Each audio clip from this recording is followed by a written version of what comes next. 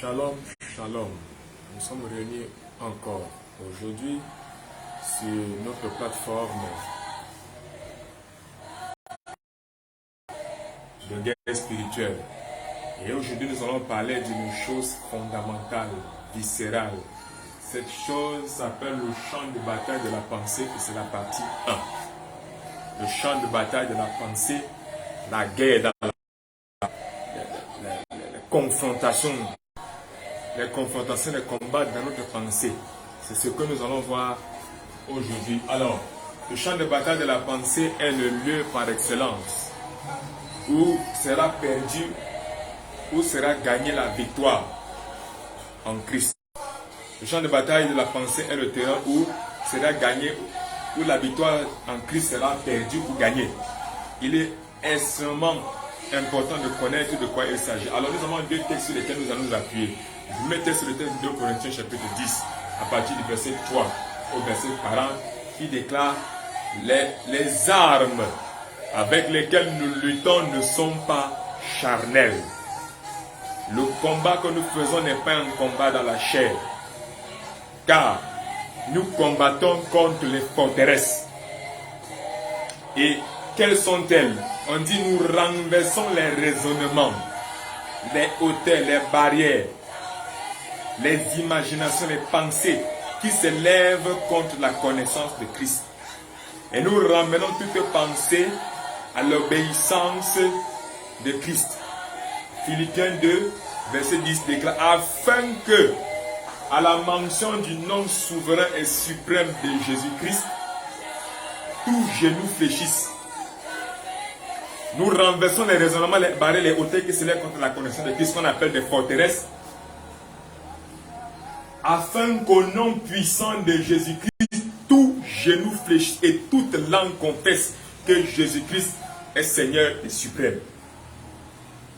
Voilà de quoi il s'agit. Donc,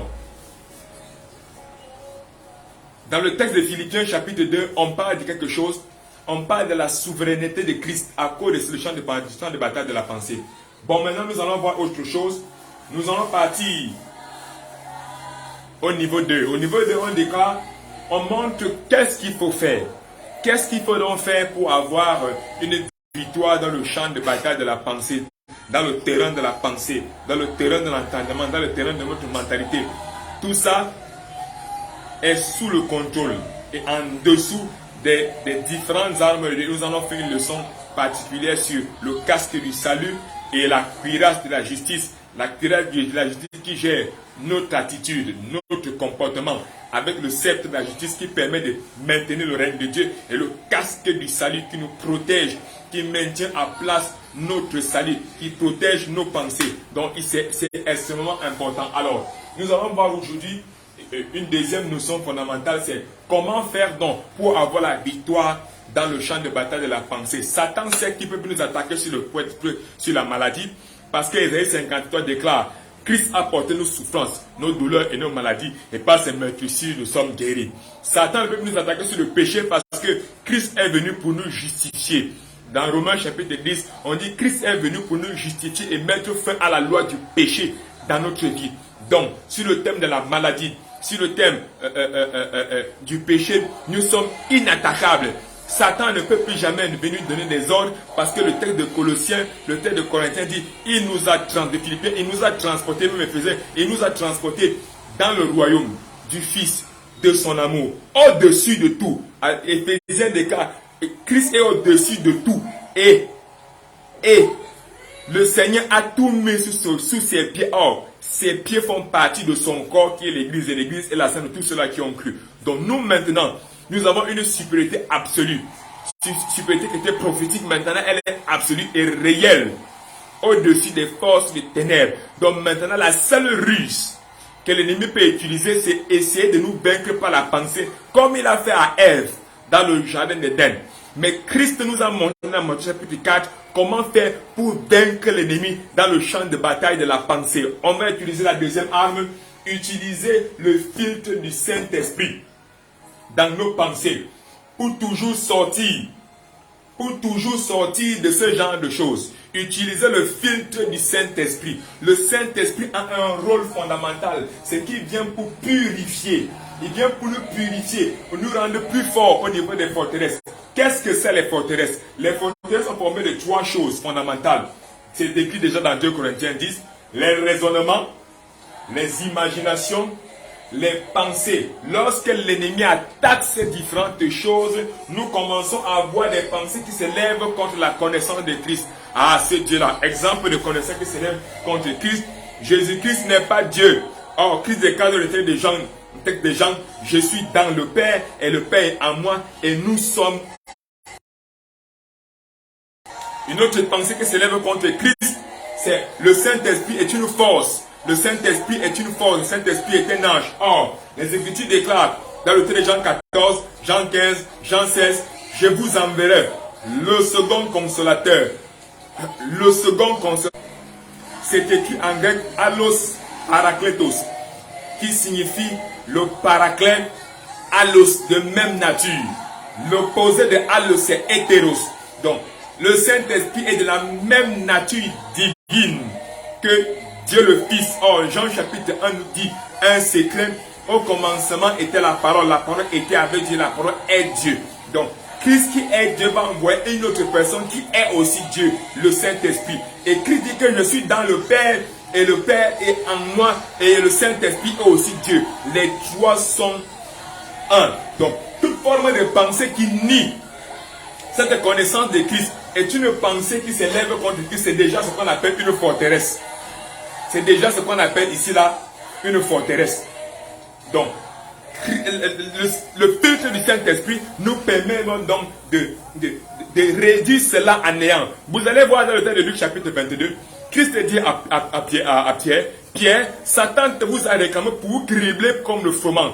Mais pourtant, Christ est déjà venu pour anéantir la puissance du péché. Il s'agissait de quoi? Il s'agissait d'entrer dans ses pensées. Dans le texte de Jean, on dit qu'après Christ a donné le pain à Judas, Satan entra à l'intérieur de lui, dans ses pensées. Il a guidé ses pensées pour aller trahir le Christ. Le champ de bataille de la pensée, c'est là-bas que Satan va nous attaquer. C'est là-bas que Satan attaque les enfants de Dieu. C'est là-bas que les démons attaquent les enfants de Dieu. C'est là-bas qu'il y a la tromperie.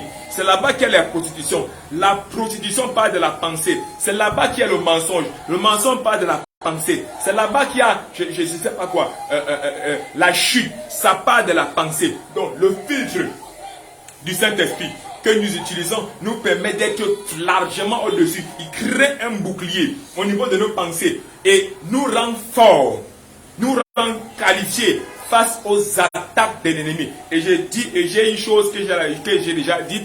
J'ai enseigné ça dans les enseignements, dans les vidéos précédentes, sur les niveaux, les différents niveaux en Christ.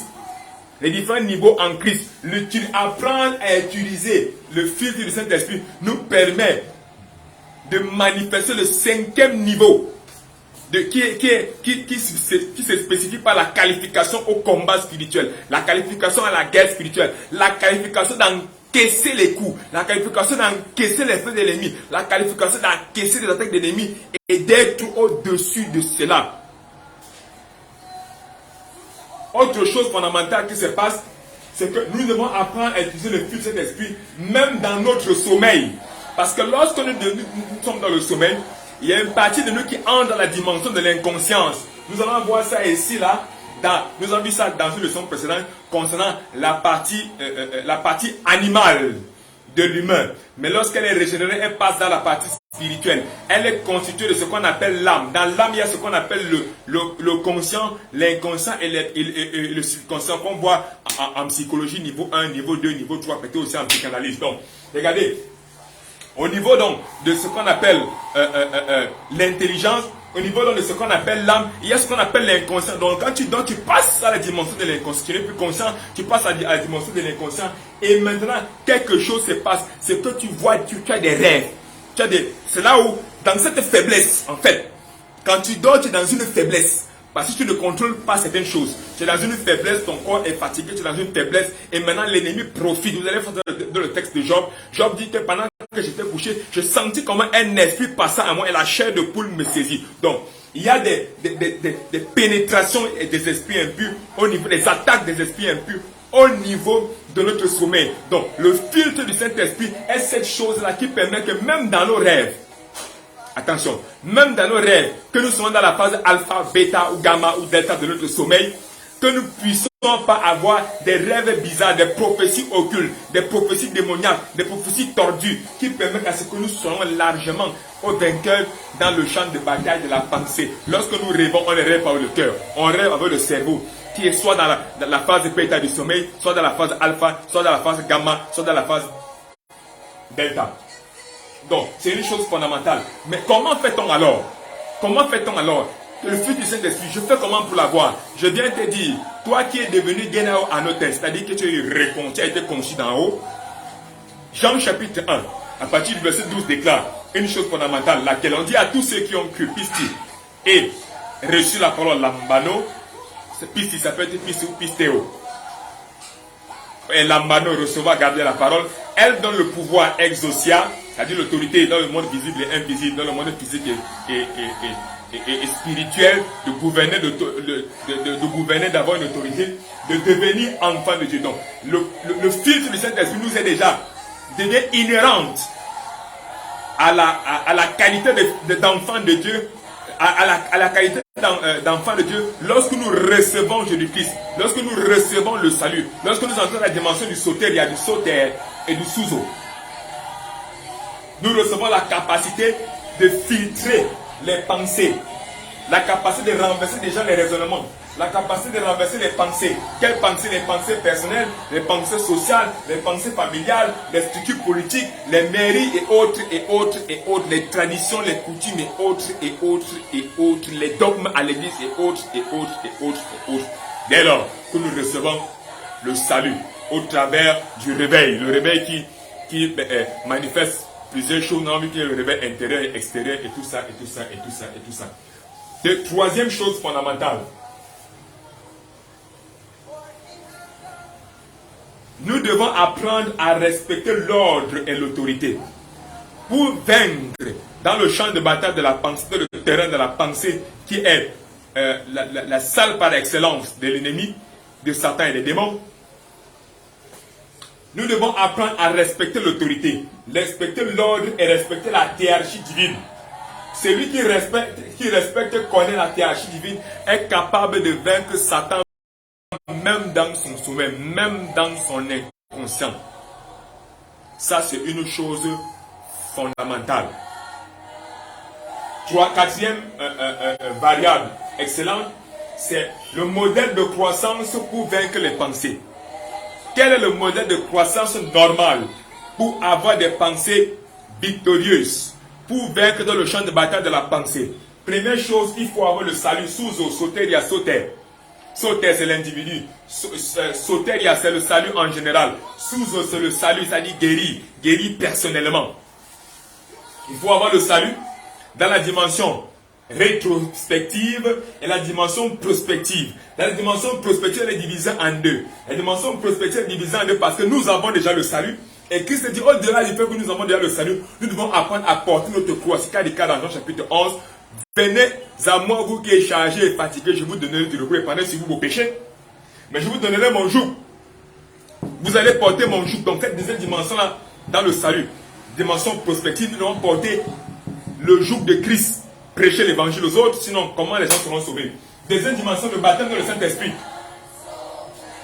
Niveau de croissance spirituelle, le baptême dans le Saint-Esprit, qui est symbolisé par la prière en langue. Le don de guérison, le don de foi, le don de foi, le don de prophétie, le don d'interprétation de langue, le don de sagesse et autres. Ensuite, il y a la filiation en Christ, troisième niveau. Filiation en Christ, c'est ça qui est important. Passons par là maintenant de la capacité à vaincre l'ennemi, la capacité à utiliser la pensée de Christ, la capacité à connaître la volonté de Dieu en tout temps, en tout lieu, même dans notre sommeil. La filiation en Christ, c'est symbolisé par quoi? Romains chapitre 8, à partir du verset 14, les Écritures déclarent: ceux qui sont conduits par l'Esprit sont fils.